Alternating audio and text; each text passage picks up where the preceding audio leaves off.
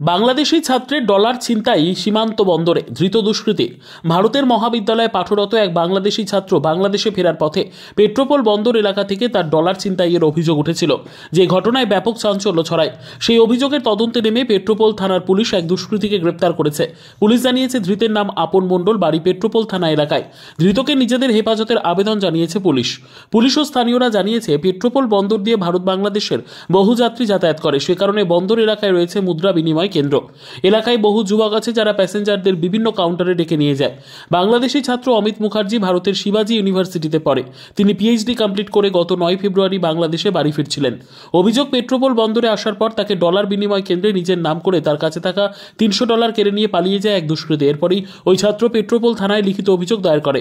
ঘটনার তদন্তে নেমে পুলিশ অভিযুক্ত ছিনতাইকারীকে গ্রেফতার করে। স্থানীয়দের অভিযোগ, পেট্রোপোল বন্দর এলাকায় বহু যুবক আছে যারা ভারতে আসা বা ভারত থেকে যাওয়া প্যাসেঞ্জারদের সহযোগিতা করবার জন্য এগিয়ে তাদের উপর জোর জুলুম করে ভয় দেখায়।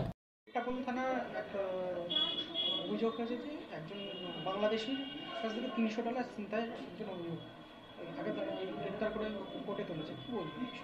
9 তারিখে একটা অভিযোগ হয়েছে পেট্রোপোল থানায়, case number 14/2025, under section 126 clause 2, 115 clause 2, 304, 351 clause 2 plus 3 এবং 3/5 বিএনএস অ্যাক্ট, এই ধারায় মামলাটি হয়েছে। সেই মামলাটি পাওয়ার পরে পুলিশ তদন্ত শুরু করে এবং তদন্ত শুরু করে যেটা এফআইআরে জানা যায় যে একজন বিটি ন্যাশনাল যার নাম অমিত মুখার্জি, সে স্টুডেন্ট ভিসা নিয়ে ভারতবর্ষে এসে শিবাজি ইউনিভার্সিটি থেকে পড়াশোনা করে পিএইচডি কমপ্লিট করে সে যখন তার বাড়িতে, তার দেশের বাড়িতে ফিরে যাচ্ছিল, তখন সে বর্ডারের ওখানে এসে একজন ছিনতাইকারীর পাল্লায় পড়ে এবং সে তার কাছ থেকে $300 ছিল, সেইটা স্নাচ করে এবং সেটা স্নাচ করার পরে পুলিশ তদন্ত শুরু করে এই আপন মণ্ডলকে গ্রেপ্তার করে এবং আপন মণ্ডলকে গ্রেপ্তার করে আজকে আদালতে প্রডিউস করেছে এবং পুলিশ তদন্ত শুরু করেছে এবং এই যাতে এই ডলারগুলো উদ্ধার করা যায় তার কাছ থেকে